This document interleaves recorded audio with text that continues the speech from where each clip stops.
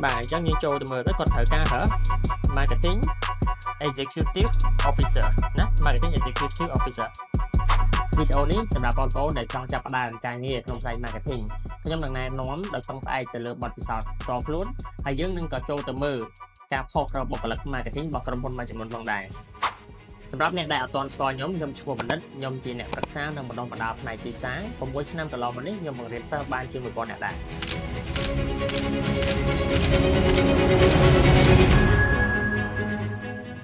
ហើយឥឡូវនេះខ្ញុំគិតថាដើម្បីដឹងថាអូខេឥឡូវចូលដំបូងតែខែប្រហែលណោះបន្តមកទៀតអាចនឹងបានឡើងដល់ប្រហែលនេះអញ្ចឹងណាអញ្ចឹងយើងនឹងមើលខ្លះទៅលើការផ្សាយរបស់បុគ្គលិកផ្ទាល់ហ្មងអញ្ចឹងខ្ញុំនឹងមើលជាគំរូមួយទៅលើក្រុមហ៊ុន HR ដែលគាត់ផុសមានក្រុមហ៊ុនច្រើនផុសរបស់បុគ្គលិកហ្នឹងអញ្ចឹងយើងនឹងទៅមើលថាតើ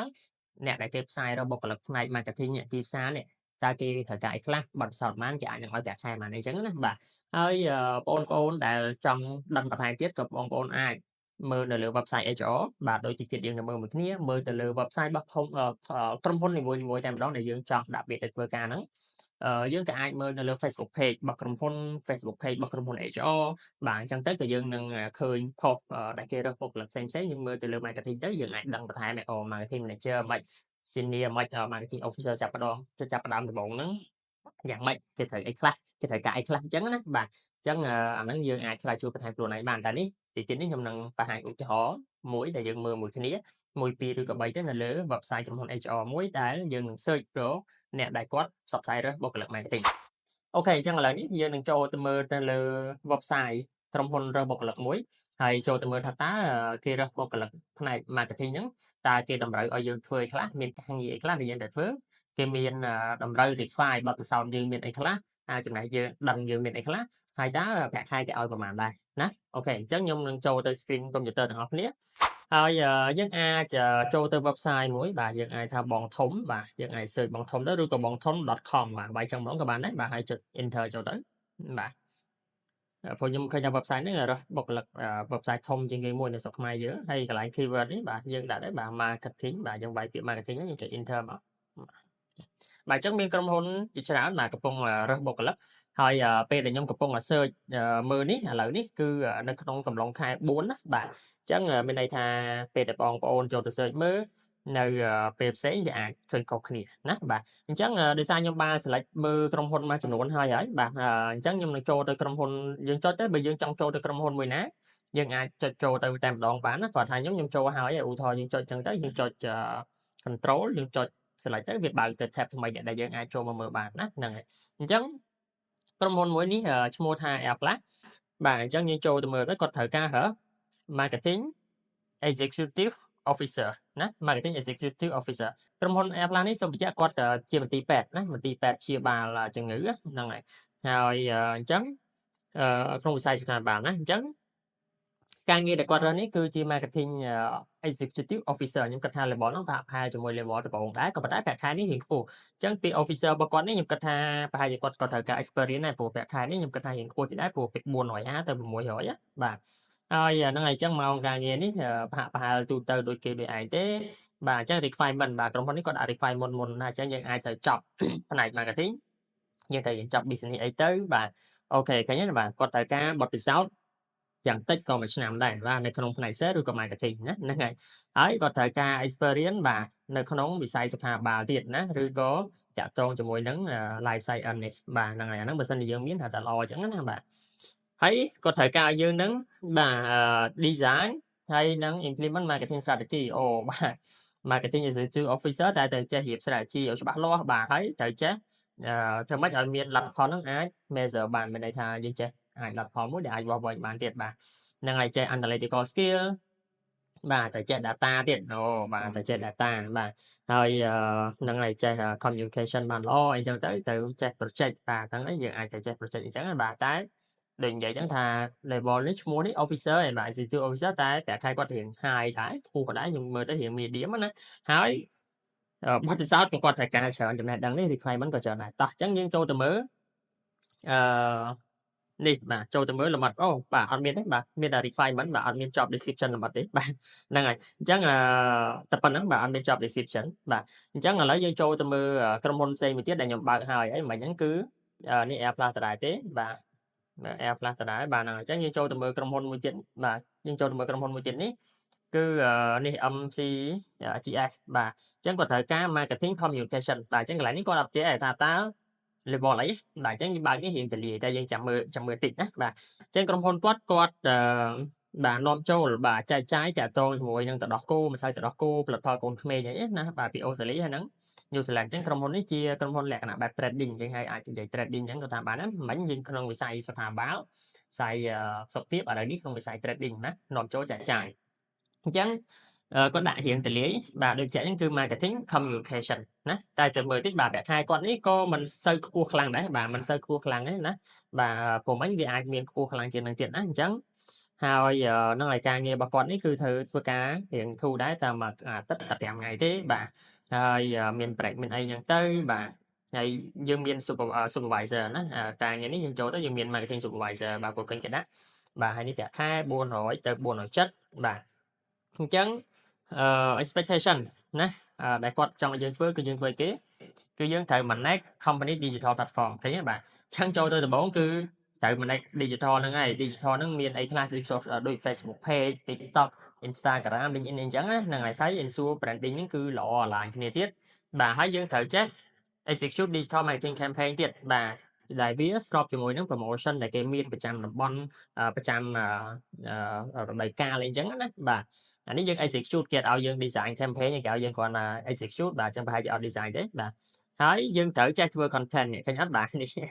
យើងត្រូវចេះ create បាទ engaging content on social media បាទហ្នឹងហើយអញ្ចឹងត្រូវចេះធ្វើ content ហ្នឹងដូចជា poster វីដេអូសរសេរ caption សរសេរ article អីផ្សេងបាទយកទៅ post លើ social media ហើយ website ទៀតហើយ order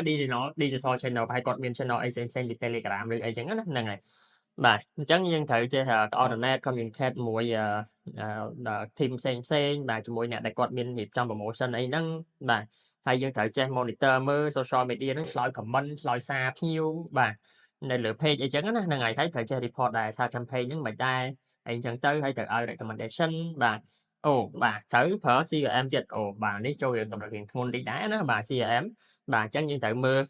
customer thread គេមានប្រហែលជាគេមាន system CRM ហ្នឹងដើម្បីមើល performance របស់ customer ណាទិញប្រហែលប្រវត្តិណាធ្លាប់ទិញអីខ្លះអញ្ចឹងបុគ្គលិកហ្នឹងត្រូវចេះបែងចែកថាក្រុមនេះជា client លេខ1ល្អអញ្ចឹងណាហ្នឹងហើយ top client អញ្ចឹងទៅ top 10 top 50នេះ middle អត់សូវទិញច្រើនទេក្លឹប client នេះគាត់ទិញមួយឆ្នាំហើយអត់ទាន់ទិញយើងត្រូវពូបន្ថែមអញ្ចឹងយើងត្រូវចេះមើល data ហ្នឹងហើយចេះវិភាគអីចេះផ្ដល់យោបល់តាមប្រភេទ client នីមួយៗទៀតណាបាទហ្នឹងហើយអូខេអញ្ចឹងយើងត្រូវ stay up to date ជាមួយនឹង digital social media trend បាទហើយនឹង tool ផ្សេងបាទអីចឹងទៅបាទអូខេហើយសម្រាប់ការងារដែលគាត់តម្រូវ requirement បទពិសោធន៍ដែលយើងមានគឺយើងត្រូវចេះចំណេះរៀនចប់ bachelor បាទបញ្ញាបត្រផ្នែក sales ឬក៏ marketing business អញ្ចឹងឬក៏មុខវិជ្ជាណាដែលពាក់ព័ន្ធបាទតែនេះបទពិសោធន៍ត្រូវការ2ឆ្នាំឡើងណាមិញយើងឃើញថាបទពិសោធន៍គាត់ត្រូវការ1ឆ្នាំទេបាទតែនេះ1ឆ្នាំបូកតែនេះគឺទាំងតិចក៏2ឆ្នាំដែរតែប្រាក់ខែខាងនេះបាទយើងមើលទៅបាទ400ទៅ470ទៅរៀងចាប់ផ្ដើមហើយបាទខាងនោះអាចដល់600ដែលយើងមើលមិញមិនអញ្ចឹងណាបាទហ្នឹងហើយអញ្ចឹងអ្នក450ដល់600ណាហ្នឹងហើយអញ្ចឹងវាអាចខុសគ្នាតិចតួចចឹងដែរបាទអញ្ចឹងនេះគាត់មាន requirement រៀងខ្ពស់បាទក៏ប៉ុន្តែនៅប្រាក់ខែគាត់ក៏មិនទាន់នេះដែរវានៅ medium បាទហ្នឹងហើយចឹង digital marketing បាទ marketing communication ហ្នឹងហើយត្រូវមានបទពិសោធន៍នៅក្នុងហ្នឹងរយៈពេល2ឆ្នាំបាទត្រូវយល់ពី marketing platform ឲ្យច្បាស់នេះអូបាទចេះខ្លាំងណាស់ណាត្រូវចេះដល់ Google Ads Google Ads នេះឆ្លងថាវាមិនតែខ្លាំងអីគាត់ថាវាស្មុគស្មាញដែរតែត្រូវយល់ឲ្យច្បាស់ណាបាទហើយ Facebook Ads ទៀតបាទចេះ Google Ads ត្រូវចេះ run ad ទៀតបាទ run ad លើ Facebook បាទត្រូវចេះ SEO ទៀតបាទអូបាទ SEO នេះរៀងធ្ងន់ដែរបាទហើយចេះ email marketing ដែរបាទអូការងារនេះរៀងធ្ងន់ណាបាទហើយត្រូវមាន experience បាទបទពិសោធន៍ work នៅលើ CRM ទៀតបាទកន្លែងនេះប្រហែលជាអត់សូវមានទេព្រោះនៅខ្មែរយើងក្រុមហ៊ុន SME ហ្មងបាទយើងធ្វើ digital ក្រុមហ៊ុនហ្មងគឺអត់មានទេ CRM ហ្នឹងព្រោះវារៀងថ្លៃដែរក្នុងការ implement ណាចឹងតែក្រុមហ៊ុនរៀងធំគួរសមដែរបាទអាចមានហ្នឹងហើយយើងអាច access ទៅ data ហ្នឹងយកមកវិភាគយកមកអីបាទចឹងបុគ្គលិកបទពិសោធន៍ក្រោម1ឆ្នាំក្រោម2ឆ្នាំអីជាទូទៅមិនសូវបានប៉ះទេ CRM ហ្នឹង data តោះតែយើងចូលទៅខាង data ហ្មងណាបើយើងជាអ្នក marketing គឺយើងងាយបាទ ហើយយើងត្រូវមានបទពិសោធន៍ work ជាមួយ influencer ទៀត បទពិសោធន៍ work មួយ influencer បាទហ្នឹងហើយហើយនិយាយភាសាអង់គ្លេសបានល្អបាទសរសេរបានល្អដែរបាទហ្នឹងហើយមាន working environment ចេះ adapt មួយ working environment អីចឹងទៅបាទហើយបើសិនជាយើងមានបទពិសោធន៍ក្នុងវិស័យទៅដោះគោកូនក្មេងហ្នឹងក៏ទៅតែល្អអញ្ចឹងហ្នឹងហើយហើយត្រូវយល់ពីវិស័យហ្នឹងឲ្យបានច្បាស់ណា trading យើងឲ្យបានកូនក្មេងហ្នឹងបាទអូខេចឹងនេះមួយទៀតណាបាទប្រាក់ខែ400ទៅ470បាទខាងវិស័យចែកចាយអូខេឥឡូវយើងចូលទៅមើលមួយទៀតនេះខ្ញុំបានបើកឲ្យដែរនេះគឺខាងវិស័យអប់រំបាទអញ្ចឹង Green Academy បាទអញ្ចឹងគាត់នេះដូចជារៀនភាសាបាទរៀនភាសាហើយអីអញ្ចឹងណាហ្នឹងហើយបញ្ជូនអ្នកដែលចង់តទៅរៀននៅក្រៅប្រទេសអីអញ្ចឹងទៅបាទអញ្ចឹងនៅនេះគេដាក់អីគេដាក់ digital marketer បាទបងប្អូនឃើញទេបាទគេដាក់ digital marketer ហ្មងបាទអញ្ចឹង digital marketer ប្រាក់ខែរៀង high ដែរណា digital marketer តែប្រាក់ខែរៀង high បាទអញ្ចឹងគេអត់មានដាក់ position អី junior officer ឬក៏ supervisor អីទេបាទអញ្ចឹងប្រាក់ខែរៀង high ដែរណា500ទៅ600បាទអញ្ចឹងនៅក្នុងហ្នឹងបាទធ្វើការច័ន្ទសុក្រមានព្រឹកថ្ងៃសៅរ៍បាទអញ្ចឹងគេត្រូវការឲ្យយើងចេះ design អូខេបើចូលទៅគឺយើងត្រូវចេះ design បាទ poster ត្រូវចេះធ្វើវីដេអូទៀតបាទហ្នឹងហើយហ្នឹងកាន់ page យើងឯងគឺកាន់ Facebook IG TikTok Google បាទដល់ Google ទៀតណាបាទហើយត្រូវចេះដឹង target audience ទៀតបាទកន្លែងនេះរៀងគ្រាន់បើដែរបាទហើយត្រូវធ្វើ plan រៀប campaign បាទគួរសមបាទហើយប្រាក់ខែក៏គួរសមដែរបាទ500ទៅ600បាទអញ្ចឹងវាអាចចូល level senior ណាហ្នឹងហើយហើយអញ្ចឹងត្រូវ create post ដោយ sell material ផ្សេងៗទៀតបាទអញ្ចឹងនេះបត់គេត្រូវគេឲ្យប្រាក់ខែខ្ពស់តែបត់សោតក៏គេទាមទារយ៉ាងតិចក៏2ឆ្នាំដែរបាទហើយហ្នឹងហើយមាន leadership មានអីចឹងទៅបាទហើយយល់ពី marketing បានច្បាស់អីចឹងទៅបាទហ្នឹងហើយអញ្ចឹងក្រុមហ៊ុននេះ level មិនទាន់ខ្ពស់អីខ្លាំងទេណាហើយប្រាក់ខែគេបានដាក់ច្បាស់នៅហ្នឹងហ្នឹងហើយអញ្ចឹងយើងទៅមើលក្រុមហ៊ុនផ្សេងមួយចំនួនទៀតបាទនេះប្រាក់ខែដែរដូចគ្នាបាទយើងទៅមើល level leader បាទនេះគេហៅថា digital marketing leader បាទអានេះអីគេបាទសុំមើលបន្តិចសិនបាទនេះ junior ទេបាទនេះ junior ទេនេះ senior marketing បាទនេះ senior marketing បាទយើងទៅមើល level ធំហ្មងមើលបាទmarketing supervisor បាទនេះ marketing supervisor ឥឡូវយើងមើល senior marketing មួយសិនក៏បានដែរណានៅ Kung Fu Kitchen បាទប្រហែលជាស្គាល់ brand គាត់ល្បីច្រើនដែរឥឡូវនេះបាទអញ្ចឹងKung Fu Kitchen នេះគាត់ហៅ senior ណា senior មិនមែន manager ទេណាតែមិនដល់ level senior ទេបាទតែគាត់អត់មានបើកថាប្រាក់ខែប៉ុន្មានទេអញ្ចឹងក្នុង level senior របស់នៅ Kung Fu Kitchen នេះគឺគាត់ត្រូវឲ្យយើងនឹង run campaign ហើយនឹង promotion របស់ហាងបាទសម្រាប់អ្នកមកញ៉ាំឬក៏ដឹកទៅបាទត្រូវធ្វើការជាមួយនឹងអ្នក design អូកន្លែងនេះយើង senior អញ្ចឹងប្រហែលជាយើងអត់ design គេមាន designer របស់គេតែយើងជាអ្នកធ្វើការជាមួយអ្នក design ហ្នឹងធ្វើម៉េចឲ្យមានចេញជា design poster ធ្វើវីដេអូធ្វើអីចឹងណាហ្នឹងហើយយើងត្រូវចេះវិភាគមើលថាតើគេ promotion ហ្នឹងវាល្អមិនល្អបានផលមិនដែរអីចឹងទៅបាទហើយនឹងឲ្យចេះ coordinate បាទ communicate ជាមួយនឹង marketing team ផ្សេងបាទ internal បាទហើយរៀបចំផែនការបាទធ្វើម៉េចយើងត្រូវ present ដែរបាទក្នុងនាម marketing team អានេះថាត្រូវ report អីមែនតើការងារនេះ senior ក៏ដែររៀងចូលរៀងខ្ពស់ដែរណាចូលរៀងចង់ចូល manager ឬក៏អីហើយបាទហើយ supervisor ហើយបាទអញ្ចឹងយើង develop implement marketing strategy បាទត្រូវរៀបចំ strategy ហើយត្រូវ implement អាហ្នឹងទៀតបាទដើម្បី promote company បាទហើយយើងត្រូវ monitor តាមដានមើលពី marketing ហើយ sale ហ្នឹងតើលក់បាន marketing ហ្នឹងវាល្អមិនល្អ effective វាមិនដែរអញ្ចឹងណាហ្នឹងហើយទៅរៀបចំ promotion discount ឬក៏ special promotion offer អីផ្សេងៗហ្នឹងយើងត្រូវរៀបចំហ្នឹងដែរហើយត្រូវមាន creative campaign ទៀតអានេះខ្ញុំអត់សូវច្បាស់គេចង់សំដៅលើអីបាទតែគេនិយាយ creative campaign បាទអញ្ចឹងវាមាន plan វាមាន creative campaign ផ្សេងទៀតបាទហើយត្រូវធ្វើ market research ទៀតបាទអញ្ចឹង market research ផ្សេងថាតើយើងអាចទៅផ្លូវណាអញ្ចឹងគេដាក់ growth opportunity បាទអូខេអញ្ចឹងបទពិសោធន៍ក៏គេទារៀងគួរសមដែរកន្លែងនេះគេដាក់2 minimum 2ទៅ3ឆ្នាំណាហ្នឹងហើយអញ្ចឹងនៅក្នុងវិស័យ F&B ទៀតណាគេត្រូវការ2 3ឆ្នាំឯក្នុងវិស័យ F&B ទៀតព្រោះហាងគេក្នុងវិស័យ F&B ហ្នឹងហើយអញ្ចឹងយើងត្រូវមាន track record of manage marketing team អ្នកណាហ្នឹងហើយយើងត្រូវធ្លាប់ manage team ណាយើងត្រូវធ្លាប់ manage team ហើយ manage campaign ទៀតណាហ្នឹងហើយអញ្ចឹងកន្លែងនេះ senior មែនក៏ប៉ុន្តែ senior គេត្រូវការនេះរៀង high ដែរណាហ្នឹងហើយអូខេអញ្ចឹងខ្ញុំមិនដឹងថាប្រាក់ខែគេឲ្យប៉ុន្មានដែរKung Fu Kitchen ណានៅក្នុងវិស័យ F&B មិញយើងមើលនៅក្នុងវិស័យ health បាទ healthcare បន្ទាប់មកយើងមើលនៅក្នុងវិស័យ trading នាំចេញនាំចូលលក់នាំចូលលក់បានចែកចាយឥឡូវនេះយើងមើលក្នុងវិស័យ F&B ខាងចំណីអាហារតោះយើងទៅមើលនេះតែនេះរៀង level senior 2 3 4មុនរៀង junior ផង senior ផងណានេះ senior ច្បាស់មកអូខេ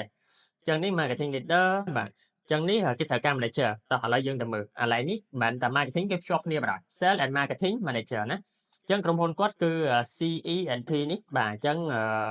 quát ní chỉ nhẹ lụa cường EP khang không bị sai sầm mỏng á bà lụa cường không bị sai sầm lòng chân cái mơ ta manager cái thời gian mà cái thời gian cho ba món cứ bay position và bay position dân khơi tha cả khai còn mình chạy tới khi là mình nộp bồi phát xe lúc hay nên sim điệp chứ nhưng cái tha mà này chơi muối nên mà khai đây mà tới bồi phát mà khai mà nè tới sim được mà nè sim điệp mà nè chẳng năng này chẳng càng như chăn sao bà màu càng nghe nó tu từ đi kia để ấy là chẳng là lấy dương từ mưa tha ta mà này chơi để kia trong bán này cái thời gian ấy chẳng sale sẽ biết bà nhưng anh lại nếu bạn đi được cái đãi sale mày thì sẽ thắng tiền tới cho lúa món bà cho lúa bà thấy shop nè tao nón cho mối nâng prospect nâng bên này tha tại chôn cổ đại sen bà thấy cho cái chuột kia đo solution lại vậy đó cho lúa món bà hai thử thương mấy ơi sợ bà cam dưỡng lỗ bà thương mấy ơi stong đai chẳng tới bà hỏi technical knowledge làm bây giờ dân thợ châu cái miền workshop ấy đã tôi mới không bị sai bắc kê sai sầm non ở bờ pra pra hay bắc kê đặt cái miếng dân thợ châu luôn anh chẳng tính á bà rồi to máu bà ấy chẳng máu hay dân thợ cho plan nè bà plan develop hay deliver campaign nè agree with time scale nè ngày nó campaign cứ đại lượng marketing xe lại ngày chẳng là prepare plan project managing và the publication or all publicity publicity material to maximum brand promotion nè chẳng những tự thua campaign cho cái score brand CENP bật trong môn kia chẳng nè ngày ở những tự create campaign hay working with company external PO nè nâng cái ai cho miền đại cu hàng cả site hàng ai pop tụ ai chẳng nè ngày chẳng như tự vâng ngồi trong nó làm bay chọc site ai xem thì cam việc còn con bị ai chẳng tới bạn hay chẳng những thử miền innovative và vì ca sắp sai vì cộng hôn vì ấy những từ đó tại chốn và hay planning project managing marketing event và những thời hiệp event hiệp ấy xây cho mấy ai bán call một bệnh chẳng tới bạn ok chẳng ní cái đạm mà ní cái sư rồi vậy hưởng skill task ấy trở này tay mau máu cứ hiệp cứ high level mà chẳng vậy thay hưởng planning budgeting hưởng chụp nhiều ấy sale và sale ní sale corporate sale đây chẳng hạn B2B sale mỏ nó là chẳng cái job sale marketing cho mỗi cái hai cái đặt vào càng như là bắt ấy Facebook ấy cứ vậy càng như thông mọi những cái thằng nó như thu được không nó máy hay và hai gì ai thì mình thím đây giờ thời mà này thấy còn càng ấy mùi ấy chẳng thật nè bà anh chẳng modify mình kịp đó bà ta xem là chơi cái thời cái ấy bạn chẳng ok cái thời ca master đấy lại nè cái thời ca thẩm bachelor cái ai chơi bạn đấy bà trong marketing bà cái marketing cần nó tiết bà tại bờ sân thì chọc vai cho nó các bạn này vào khang business cái ấy chẳng tới bà chẳng cái thời cá bật sao bà dạng tích base nắm handling people mình này tha và hai chữ bọc sau trong cả sale rồi còn bật sau thực rong thôn phim nội chẳng nè cục rong phim chẳng dạng tích base nắm đó bật sau pram nắm bà nè bật sau pram nắm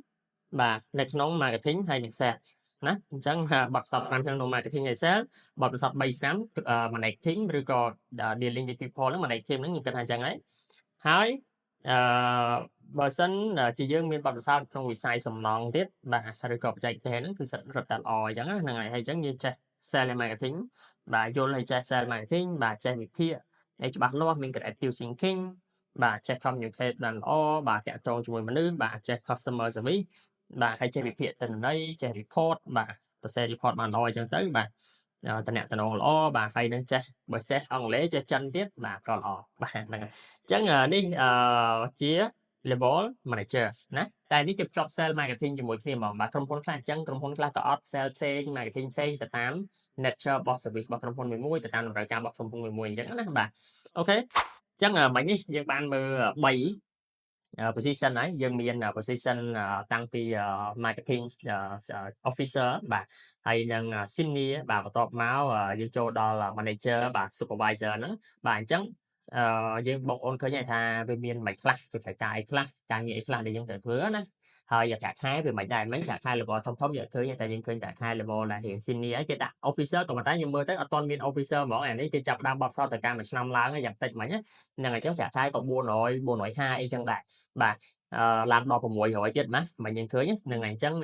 to mà tiếp lại là tam lần chân tới ok chẳng dân đăng ấy nè tha càng như mà cái tiếng cái thứ class បាទតាម level មួយអាពេលចូលដំបូងមិន senior មិន manager មិនហើយក៏យើងដឹងដែរថាប្រាក់ខែចាប់ដើមមកដំបូងបានប្រមាណតែមិនមែនចាប់ដើមដំបូងហ្មងទេគឺរៀង senior តិចដែរអញ្ចឹងអាមុនហ្នឹងយើងដកនឹងតិចទៅយើងដក50 100ទៅយើងឃើញហ្នឹងណាហើយបើសិនជាឡើងទៅនឹងទៀតយើងអាចបូកថែម100 200 300ទៅតាមហ្នឹងទៅណាបាទយើងបានបញ្ចប់វីដេអូនេះហើយជាចុងក្រោយបើសិនជាបងប្អូនឬក៏បងប្អូន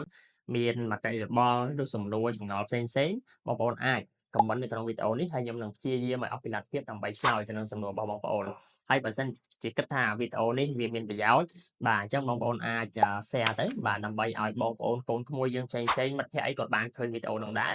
ហើយយើងក៏អាចស្រួលចូលមកមើលខ្លួនឯងដែរណាហើយបើសិនជាចង់មើលវីដេអូផ្សេងៗតាក់ទងមួយចំណេះដឹងតាក់ទងមួយ marketing ទៅលើប្រធានបទផ្សេងៗបងប្អូនក៏អាចចូលទៅក្នុង page ឬ channel ដើម្បីមើលវីដេអូពេញបានផងដែរឬវីដេអូខ្លីៗផ្សេងៗទៀតមួយចំនួនបានផងដែរហើយបើសិនជាបងប្អូនណាដែលចង់ចាប់ផ្ដើមការងារក្នុងផ្នែក marketing ហ្មងហើយចង់រៀនបានចេះច្បាស់ចំណាយពេលតិចថវិកាតិចបាទហើយចេះច្បាស់ហ្មង practical ហ្មងណាក៏អាចចូលរួមវគ្គសិក្សា marketing ជាមួយខាងយើងបានផងដែរហើយដើម្បីទទួលបានព័ត៌មានបន្ថែមតាក់ទងជាមួយនឹង marketing សូមឆាតចូលមក page ដែលដាក់លេខកូដថា MKT 003ណា MKT 003បន្ទាប់មកក្រុមការងារនឹងផ្ដល់ព័ត៌មានលម្អិតជូនតាក់ទងជាមួយនឹងវគ្គសិក្សា marketing នៃការងារខ្ញុំសូមអរគុណសូមជួបគ្នានៅវីដេអូក្រោយ